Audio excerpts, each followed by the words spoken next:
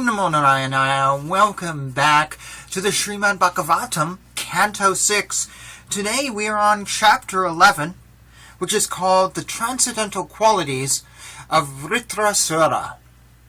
Sri Sukadeva Goswami said, "My king, Vrtrasura, the commander-in-chief of the demons, advised his lieutenants in the principles of religion, but the cowardly demonic commanders, intent upon fleeing the battlefield, were so disturbed by fear that they could not accept his words. The demigods, taking advantage of a favorable opportunity presented by time, attacked the army of the demons from the rear and began driving away the demonic soldiers, scattering them here and there as if their army had no leader. Seeing the pitiable condition of his soldiers, Vrtrasura, the best of the Asuras, who was called Indrasatru, the enemy of Indra, was very much aggrieved. Unable to tolerate such reverses, he stopped and forcibly rebuked the demigods, speaking the following words in an angry mood. He said, 'Demigods, these demonic soldiers have taken birth uselessly. Indeed, they have come from the bodies of their mothers exactly like stool. What is the benefit of killing such enemies from behind while they are running in fear? One who considers himself a hero should not kill an enemy who is afraid of losing his life. Such killing is never glorious, nor can it promote one to the heavenly planets. Oh, insignificant demigods, if you truly have faith in your heroism, if you have patience in the cores of your hearts, and if you are not ambitious for sense gratification, please stand before me for a moment." Sukadeva Goswami continued his story. Vrtrasura, the angry and most powerful hero, terrified the demigods with his stout and strongly built body. When he roared with a resounding voice, nearly all living entities fainted. When all the demigods heard Vrtrasura's tumultuous roar, which resembled that of a lion, they fainted and fell to the ground as if struck by thunderbolts. As the demigods closed their eyes in fear, Vrtrasura, taking up his trident and making the earth tremble with his great strength, trampled the demigods beneath his feet on the battlefield, the way a mad elephant tramples hollow bamboos in the forest. Seeing Vrtrasura's disposition, Indra became intolerant and threw at him one of his clubs, which are extremely difficult to counteract. However, as the club came flying towards him, Vrtrasura easily caught it with his left hand. The powerful Vrtrasura, the enemy of King Indra, angrily struck the head of Indra's elephant with that club, making a tumultuous sound on the battlefield. For this heroic deed, the soldiers on both sides glorified him. Struck with the club by Vrtrasura, like a mountain struck by a thunderbolt, the elephant, Airavata, feeling great pain and spitting blood from its broken mouth, was pushed back 14 yards. In great distress, the elephant fell with Indra on its back. When he saw Indra's carrier elephant thus fatigued and injured, and when he saw Indra morose because his carrier had been harmed in that way, the great soul Vrtrasura, following religious principles, refrained from again striking Indra with the club. Taking this opportunity, Indra touched the elephant with his nectar-producing hand, thus relieving the animal's pain and curing its injuries. Then the elephant and Indra both stood silently. When the great hero Vrtrasura saw Indra, his enemy, the killer of his brother, standing before him with a thunderbolt in his hand, desiring to fight, Vrtrasura remembered how Indra had cruelly killed his brother.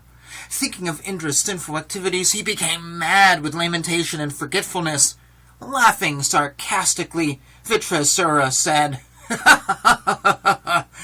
"He who has killed a Brahmana, he who has killed his spiritual master, indeed he who has killed my brother, is now, by good fortune, standing before me face to face as my enemy.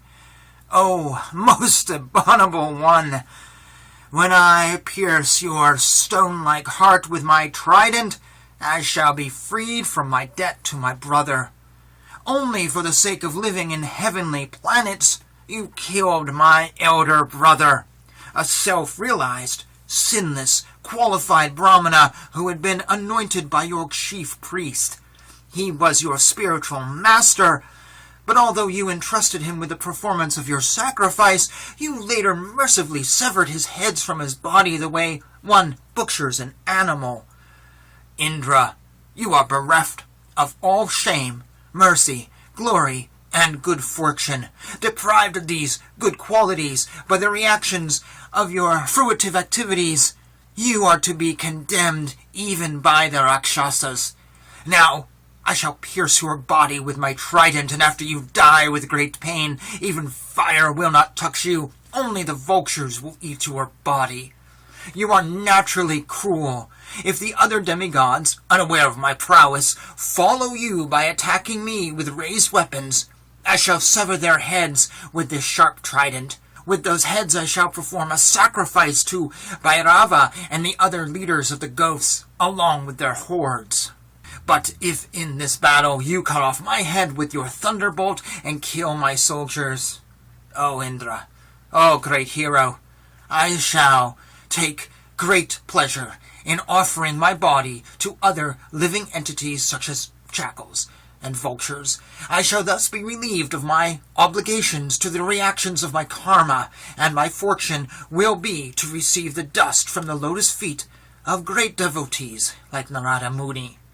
O King of the demigods, since I, your enemy, am standing before you now, why don't you hurl your thunderbolt at me? Although your attack upon me with your club was certainly useless, like the request of money from a miser, the thunderbolt you carry will not be useless. You need have no doubts about this. Oh, Indra, oh, King of Heaven, the thunderbolt you carry to kill me has been empowered by the prowess of Lord Vishnu and the strength of Dadhitsi's austerities. Since you have come here to kill me in accordance with Lord Vishnu's order, there is no doubt that I shall be killed by the release of your thunderbolt. Lord Vishnu has sided with you. Therefore your victory, opulence, and all good qualities are assured. By the force of your thunderbolt, I shall be freed of material bondage and shall give up this body and this world of material desires, fixing my mind upon the lotus feet of Lord Shankarashana. I shall attain the destination of great sages such as Narada Muni, just as Lord Shankarashana has said. Persons who fully surrender at the lotus feet of Lord Vishnu and always think of his lotus feet are accepted and recognized by the Lord as his own personal assistants or servants. The Lord never bestows upon such servants the brilliant opulences of the upper, lower, and middle planetary systems of this material world. When one possesses material opulence in any of these three divisions of the universe, his possessions naturally increase his enmity, anxiety, mental agitation, pride, and belligerence. Thus one goes through much endeavor to increase and maintain his possessions, and he suffers great unhappiness when he loses them. Our Lord, Lord Vishnu, forbids his devotees to endeavor uselessly for religion, economic development, and sense gratification. So, oh, great Indra, one can thus infer how kind the Lord is. Such mercy is obtainable only by unalloyed devotees, not by persons who aspire for material gains. Oh, Lord Vishnu, will I be again able to be a servant of your eternal servants, who find shelter only at your lotus feet? Lord of my life, will I again become their servant so that my mind may always think of your transcendental attributes, my words always glorifying those attributes, and my body always engaged in the loving service of your lordship? My Lord, source of all opportunities, I do not desire to enjoy in Dhuvraloka, the heavenly planets, or the planet where Lord Brahma resides, nor do I want to be the supreme ruler of all the earthly planets, or the lower planetary systems. I do not desire to be a master of the powers of mystic yoga, nor do I want liberation if I have to give up your lotus feet.